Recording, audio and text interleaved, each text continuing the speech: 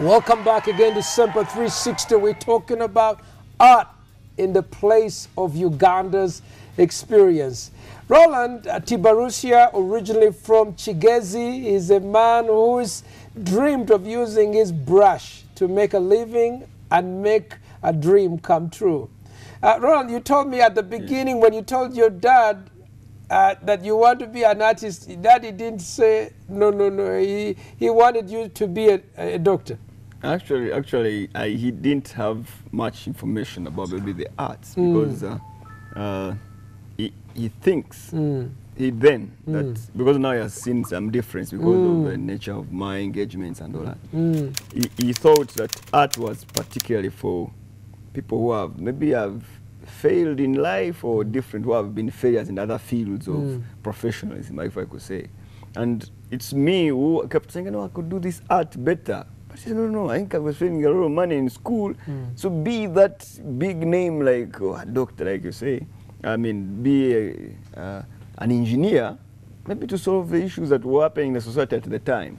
Because I just kept trying to create or even doing works at my home, And when you say, no, you're wasting a lot of time, you do read books. I say, no, I want to paint. And it was that the stubborn kid who are painting everywhere. At some point was crazy.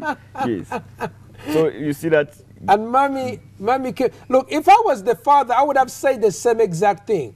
My son wants just to paint. Why are you wasting your time? That's just a hobby. Yes. Now, because not so many parents recognize that the art could actually be a career. Yeah.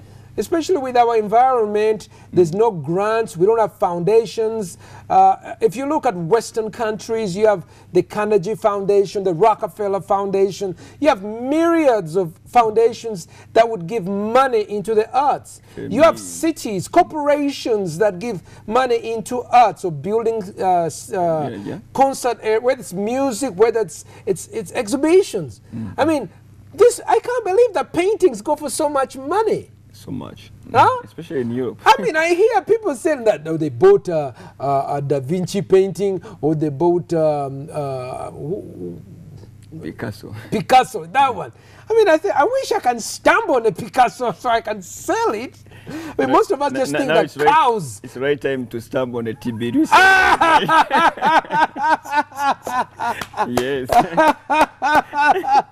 I think it makes sense. I want to let you know we're really grateful because we have some of our sons and our daughters. They really have dreams of art, either in industrial design. I mean, what are the other uses of art? If somebody is a good artist, what are some uses they can use them professionally in the area of art?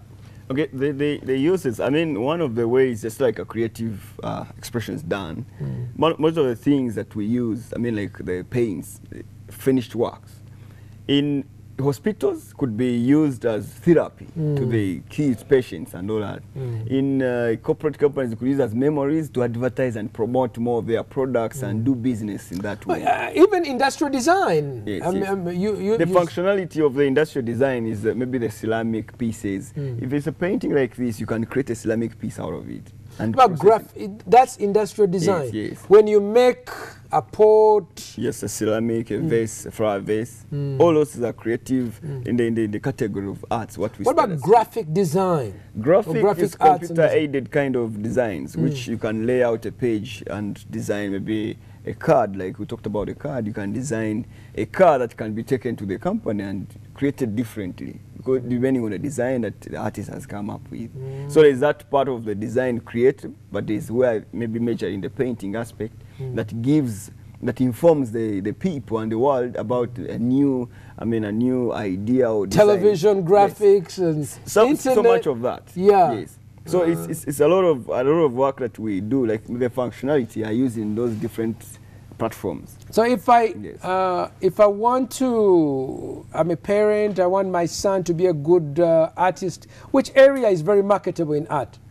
Okay, every area is marketable, not specific. Okay. All around, as long as someone finds a niche to discover them. Where they are. Yes. I mean, I guess if somebody was asking, is there a market for paints at live events, someone would have said, before you came along, there was no market, zero market. I get that people are beginning to understand the relevance or the essence of why an artist would be on that event. Because it's beyond the pictures people take, but someone painting, this keeps, it brings the memory back. And that's the beauty around art, that people are beginning to appreciate, just like you say.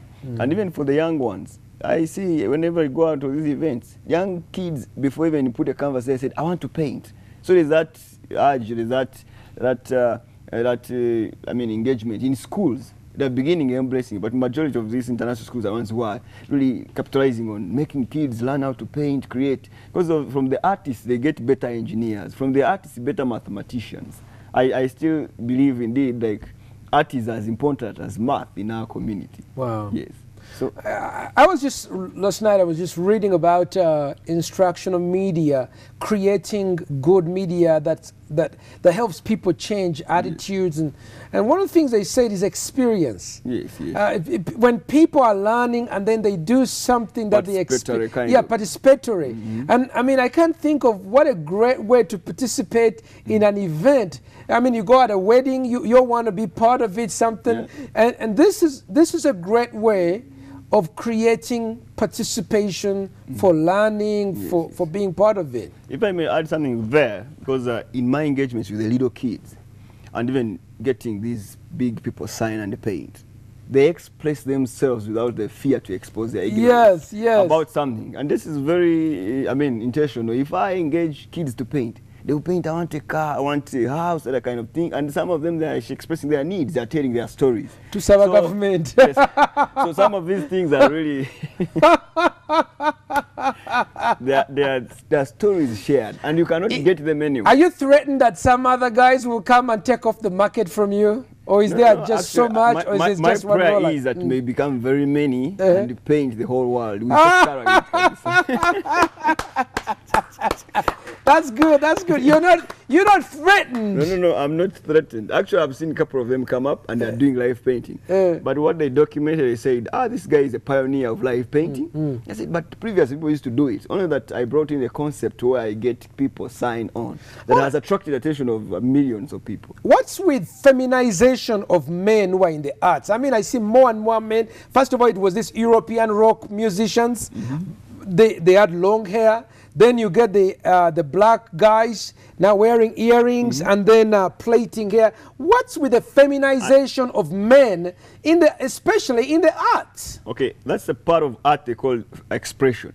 And as an artist, isn't it okay to express yourself as a man? Okay, feminine tendencies, I may say, there are popular cultures that have come on the market. Some people who have dreads, they have do this and this, but I think in the Ugandan setting, we don't have that much. Are you sure? We're from, like from Bachigas, when you go home with your hair dreaded, they will chase you away. Give a hand clap to those Bachigas. Look, for real, I do have fundamental problems when I don't mind people looking nice. I mean, I look nice.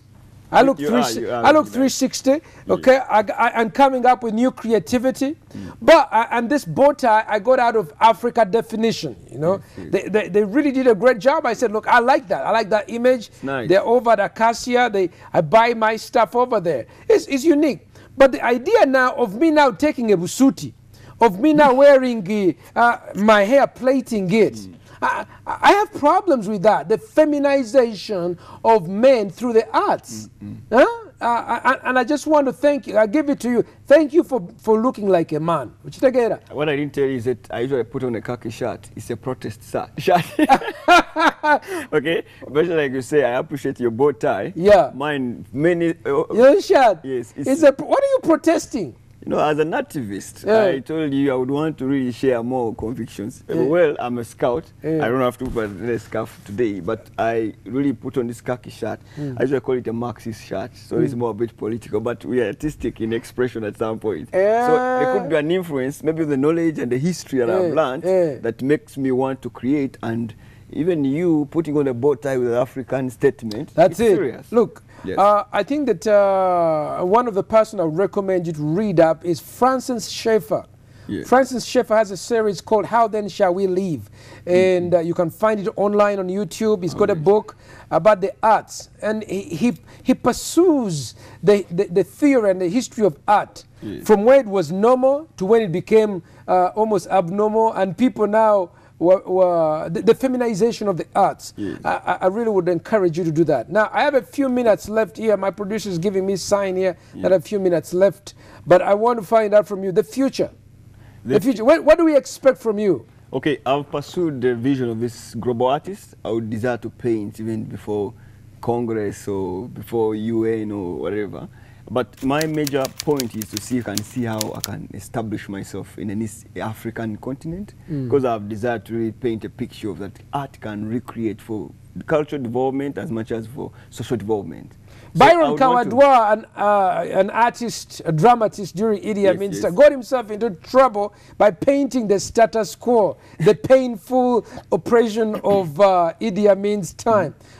Do artists get into trouble when either you write, paint, and you get yourself into political trouble because your symbolism of protest? Many Ugandan artists in the 60s, from the 80s, 60s, 70s, they went away. One of the names that we read in this history books is Katarikawe. He ran away because of the political government. We discovered even when I shared it, there's a gap between the old artists and the new one. Majority of the artists who would create work that would be more telling the story of what was happening, they would be a threat to the governments. I mean, the governments that were. So historically, we see artists being politicians in their expression, and they are really hunted at some point. Some run away. We have a history, I mean, that reflects that clearly. Yeah. Now, do you, your art is not so much, I see you do symbolism, I see rainbows, I see ivory towers, I see, you know, Uhuru. Tell me about this experience in Kenya. Okay, Kenya was celebrating 50 years, and my engagements were that when I went, actually, who died was Ali Mazuri. I went, I painted at his burial ceremony as Kenya was celebrating 50 years. Yes. Who invited you? Did you just get that idea? Well, I went there, as I said, I was paying last respects to Ali Mazuri. Really? And painted. So that was your way of expressing your grief and appreciation of, that life? I was a scholar. So then immediately I had to export these works to an exhibition I had in Nairobi. So in so doing, I was painting another piece, trying to paint pictures about 50 years and engaging some of these stories shared in Nairobi. And we were talking about peace, trying to say that let's there be peace in Kenya, let's there be unity, and charging everyone there. So I painted and even got the First Lady sign my work. Oh wow! And which we titled it Kenya at 50, and it was very defining, because there even I got some art critics who published, even shared my work as an event artist. Wow. So even when I was hosted on a show which they hosted Africa's event artist, which an experience of from these events to now at a platform where I can share my art more and then pull other youth. Then we launched a project called Wase. It's a slang called Wase. It's meaning people. So we launched it, and then we want to share with the communities in there to see from Githurai to Buru, just about even the ghettos of, I call it slums of Nairobi, and these are the different places. We want to see how we can really keep doing this. And my experience around East Africa, I've been running it from Burundi, Kigali, Kampala, Mombasa, and Nairobi. So it's around different cities and how we can use art to reach out to these people. Wow. Yes. Listen, I really appreciate you, man. Where does God feature in your art in terms of what you do, your inspiration? Where does God come in? Okay, one, I usually say I have a personal philosophy of producing an artwork that carries the Spirit of God. And even when I engage people painting with me and interacting, we are celebrating the master designer, because I believe I'm a co-creator. I don't want to take the place of God. I know, I acknowledge the master designer who put all these together, and is a source of inspiration. He guides us, even in this particular expression. This is very symbolic, that my art is spiritual. I don't, as an African, as much as I direct all my allegiance to my creator. That is it. Okay, I have a minute here. You had an issue sometime where some of the people who you worked for, they did not pay you. You had a tiff with Bobby Wine. How did that end? Okay, the Bobby Wine case, I didn't want to share it, but I painted his wedding. Okay. And this gentleman was excited about the thing, and we agreed on the amount to give me. And when I went to collect the check or the monies, then I was dragged into many things. So it became a problem. Up to now, I've never received the money, but I'm still having the work. It's in my archives. I'm sure when you talk to the ghetto president, you will sort that issue out. I look forward that will be resolved. But you've been very kind to us. I think that I will invite you back, that we can be able to do some more artwork. Thank you for the good work you're doing. You're inspiring people. And you're documenting our history so that the life of an African does not pass away like a drop in the ocean. However, it is marked for the longest time in the pages of history through your art. Put your hands together, my man. Thank you, thank you, thank you, thank you, thank you. Well done. Thank you. Thank you. Well done. Thank you. Now, this thing over here. I was hoping that I would just do a total 360. You can have it.